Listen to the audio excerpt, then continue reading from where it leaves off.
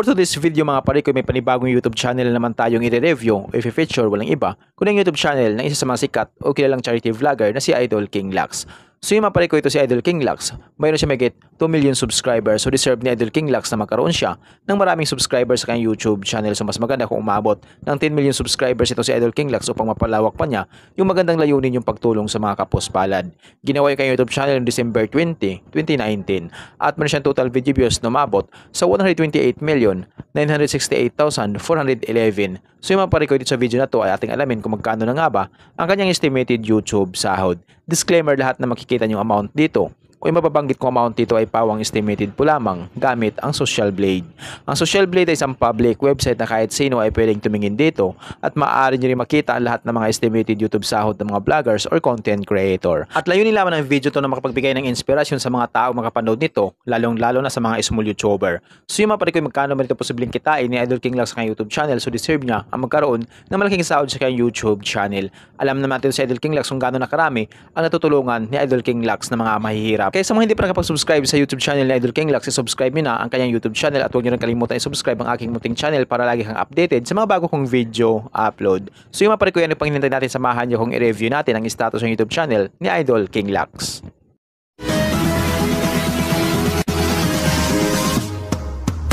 So yun mga pare ko, dito tayo ngayon sa official YouTube channel ni Idol King Lux dito sa Social Blade. Disclaimer, ang Social Blade ay isang public website na kahit sino ay pwedeng tumingin dito at maaari nyo rin makita ang lahat ng mga estimated YouTube sahod ng mga vloggers or content creator.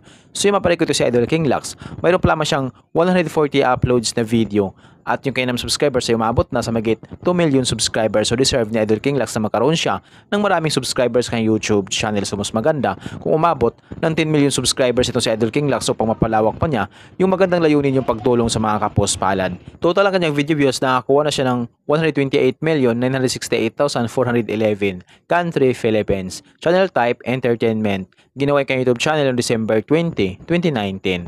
Total grade, nakakuha siya ng letter B. Social Blade rank ay pang 209,250. Subscriber rank ay pang 1,183. Video views rank ay pang 145,045. Country rank ay pang 144 na siya sa Pilipinas bilang isang vlogger. Entertainment rank ay pang 986. Nakakuha siya ng 20,000 subscribers. Tumaas ito ng 0.0% kumpara sa nakalipas na 30 days. At dito sa kanyang video views, nakakuha siya magiging 2.8 million. Tumaas ito ng 8.2% kumpara sa nakalipas na 30 days. So yung mga pare ko, maganda yung tinakbo ng YouTube channel ni Idol King Lux dahil parehas tumaas yung bilang ng subscribers at ganoon din yung kanyang video views. So mas maganda sana kung maraming makuha na video views ito si Idol King Lux upang magkaroon siya ng malaking sahod sa kanyang YouTube channel. So yun mga pare ko, dito naman tayo ngayon sa YouTube stats summary ni Idol King Lux simula noong October 7 hanggang October 20, 2024. Dito natin makikita yung mga nadagdag niyang subscribers, video views, at yung kanya naman estimated earnings. Dito nga sa kanyang subscribers mga pare ko, nakakuha siya ng 10,000 subscribers noong October 8, 2024.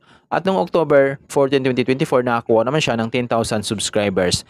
Dito sa kanyang estimated earnings mga pare ko, makikita natin dito yung araw-araw na kinikita ni Idol King Lux. Mayroon siya dito $16 up to $257 $14 up to $223 $16 up to $250 $41 up to $626 $64 up to $1,000 $27 up to $428 $29 up to $465 $41 up to $656. So, yung kinikita ni Idol King Lux sa kanyang YouTube channel araw-araw, pero yung titingnan natin dito mga parikoy ay yung kanyang daily average at weekly average. So sa kanyang daily average, meron siyang $19 sa lowest at yung highest naman ay umabot sa $305. I-convert natin sa peso.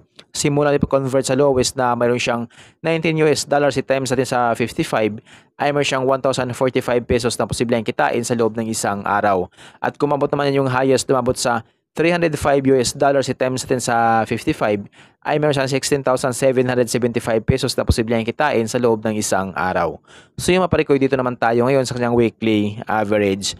So sa kanyang weekly average sa lowest, meron siyang $133 at yung highest naman imabot sa $2,100. I-convert natin sa peso. Simula natin pag-convert sa lowest na mayroon siyang $133 i-times natin sa 55 ay mayroon siyang 7,315 pesos na posibleng kitain sa loob ng isang linggo.